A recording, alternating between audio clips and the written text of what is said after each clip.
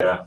And he implied there's a two-way street between, yes, we feel emotions and it comes out in our body language, but what we do with our body language has an effect on everything else too. And there's a lot of research way back starting Darwin on that facial feedback hypothesis. Amy Cuddy talking about how you can affect hormone levels just on how you hold your body. And that's really what he's hinting at. Let's put a little BI around it though, because this is another thing that's been observable and repeatable in a lot of different settings. When they ask groups of people to do something this way, then they get 84% compliance.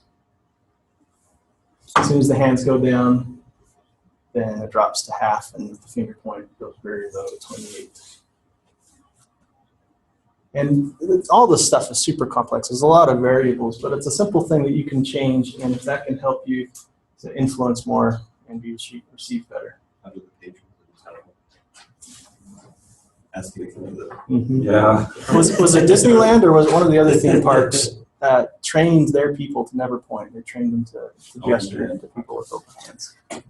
And there's a primitive brain reason for this stuff too. Maybe we won't get into that because we've got to keep going. But he mentioned that this appeals to the ancient brain as feeling more open and safe. There's a reason for all this stuff.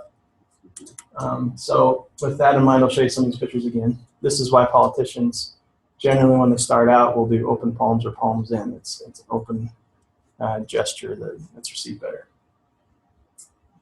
But when they start getting their emotions up is usually when the hand flips over and the finger comes out.